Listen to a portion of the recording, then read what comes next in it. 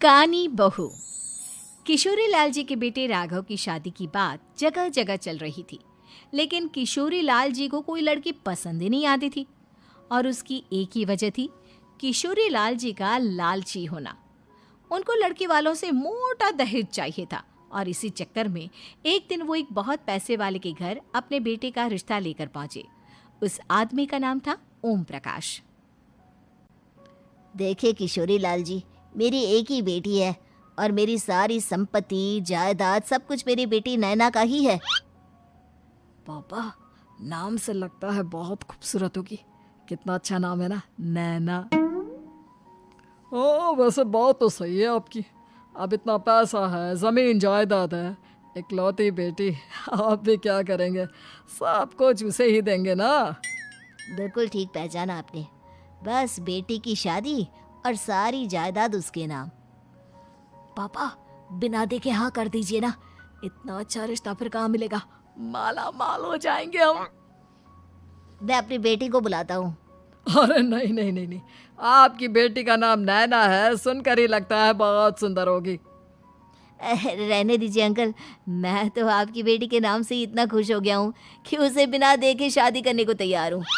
अब तो मैं उसका चेहरा सीधे शादी के बाद ही देखूंगा। और इस तरह राघव नैना का चेहरा नहीं देखता और उससे शादी कर लेता है। शादी के बाद अपनी सुहाग रात पर जब राघव नैना का घूंघट उठाकर देखता है तो नैना की आंखें बंद थी।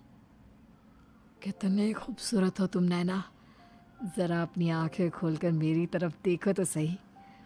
नहीं, मुझे शर्म आती है। अरे, मैंने तुम्हें शादी से पहले भी नहीं देखा, और अब अगर तुम आंखें खोलकर मुझे देखोगी भी नहीं तो मुझे अच्छा कैसे लगेगा? इससे पहले कि नैना अपनी आंखें खोलकर राघव की तरफ देखती, अचानक से लाइट चली गई और राघव नैना को पूरी तरह से देख भी नहीं पाया। अगली सुबह नैना राघव के लिए नाश्ता बनाकर लेकर आई। अरे ये क्या, आधा पराठा सीका हुआ है और आधा बिल्कुल कच्चा। ये तुमने क्या किया नैना? बहू, तुमने क्या आधा पराठा तवे से नीचे लटका कर रखा था, जो आधा सिका है और आधा कच्चा? मुझे जितना दिखेगा उतना ही तो सीखूंगी ना पापा जी। जहाँ जहाँ मुझे नजर आ रहा था वहाँ मैंने सीख लिया, और जहाँ जहाँ नहीं दिखा वहाँ कच्चा रह गया होगा। इसका क्या मतलब है? ये कैसा मजाक कर रही है तुम? अरे बहू, तुमने इतना लंबा घूंघट क्यों लगाया हुआ है? देखो, हमारे घर में बहुओं को बेटी की तरह रखा जाता है, और फिर तुम तो इतना सारा माल लेकर आई हो। देखो, ये घूंघट डालकर रखने की कोई ज़रूरत नहीं है। हाँ नैना, पापा जी ठीक कह रहे हैं, तुम तो आराम से रहो, अपना ही घर समझो। नैना अचानक से अपना घूंघट उठा लेती है। अरे ये क्या पापा, नैना की तो एक आंख फूटी हुई है। नाम से नैना, लेकिन ये तो कानी बहू निकली। मेरे साथ धोखा हुआ है, धोखा। बिना दिखाए अपनी कानी लड़की मेरे संग ब्याह दी। मुझे कानी बीवी नहीं चाहिए। मुझे अभी ओम प्रकाश जी से बात करनी पड़ेगी। आखिर उन्होंने मेरे साथ ऐसा किया क्यों? अरे, आप लोगों ने ही तो पापा से कहा था कि आप लोग शादी से पहले मुझे देखना नहीं चाहते। अब मेरे पापा पर क्यों इल्जाम लगा रहे हैं?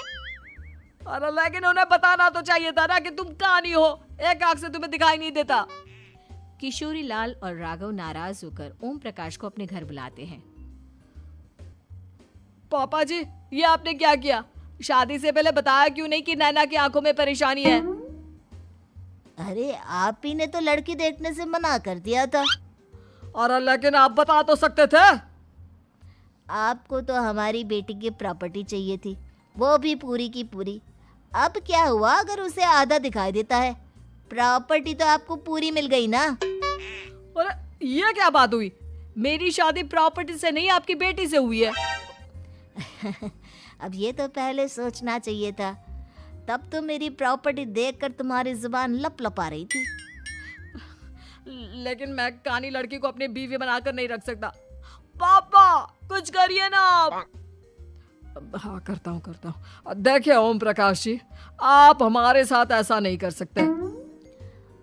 और तुम देखो, अगर तुमने मेरी बेटी से शादी तोड़ी ना, तो जो भी प्रॉपर्टी मैंने तुम्हें दी है वो तो पूरी की पूरी वापस ले ही लूँगा, और आधी प्रॉपर्टी तुम्हारी भी लूँगा।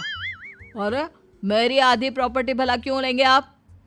इसलिए क्योंकि मेरी बेटी को आधा नजर आता है और उसकी नज़र अभी तक तुम्हारी आधी जायदाद पर ही पड़ी है।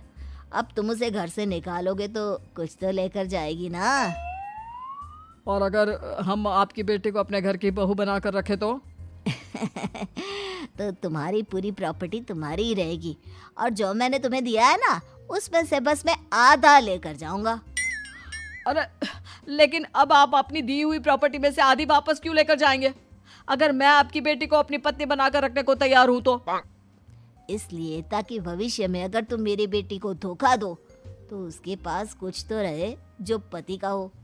वैसे मेरे पास तो बहुत कुछ है, लेकिन अपने पति की कोई निशानी तो उसके पास होनी चाहिए ना। अब अगर तुमने मेरी बेटी को कानी कहा तो तुम्हें प्रॉपर्टी भी कानी ही मिलेगी, पूरी नहीं। जमाए राजा। किशोरी लाल और राघव समझ चुके थे कि वो बुरी तरह फंस चुके हैं और अब उनके पास वहां से निकलने का कोई चारा नहीं है। अब समझ में आया ना, लालच बुरी बला होती है। एक तो तुम्हें प्रॉपर्टी मिली, ऊपर से बीवी मिली, उसमें तुम्हें नखरे भी दिखाने हैं। आए बड़े, चुपचाप बैठो दोनों। कुछ दिनों के बाद नैना राघव की कार लेकर बाजार घूमने निकलती है और जब कार लेकर वापस आती है, ये क्या? एक तरफ से मेरी गाड़ी पूरी खराब हो चुकी है। लगता है तुमने मेरी गाड़ी को किसी दूसरी गाड़ी के साथ एक्सीडेंट किया है। अरे अरे कितना बड़ा नुकसान कर दिया तुमने बहू। वो क्या है ना पापा जी, मुझे एक आंख से दिखाई नहीं दे रहा था, सामने से गाड़ी आ रही थी। मुझे तो सिर्फ आधा ही दिखाई दिया और वो गाड़ी मेरी कार से रगड़ते हुए निकल गई। अब मैं क्या करूं बताओ? आप इसे ठीक कराने के पैसे कौन देगा? तुम्हारे पापा? तुमने मुझसे इस तरह से बात की? अभी रुको। नैना राघव की शिकायत ओम प्रकाश को कर देती है। देखो राघव, अब जो मेरी आधी प्रॉपर्टी तुम्हारे पास थी ना, उसमें से आधी और मैं लेकर जाऊंगा, क्योंकि तुमने मेरी बेटी को डांटा। अरे नहीं नहीं पापा जी, गलती हो गई, माफ कर दो। गलती की तो कोई गुंजाइश ही नहीं। अगली बार मेरी बेटी को डांटा तो बची हुई आधी में से आधी और ले जाऊंगा। लालच के चक्कर में हम दोनों ने बहुत बड़ी गलती कर दी बेटा। एक तो तुम्हें कानी बहू मिली और ऊपर से जो माल मिला वो भी काना। इस तरह राघव की हर एक गलती पर ओम प्रकाश उसकी प्रॉपर्टी का आधा आधा हिस्सा लेकर अपना सारा माल वापस ले गया और राघव को कानी बीवी से काम चलाना पड़ा। भाई लालच वाकई में बुरी बला है।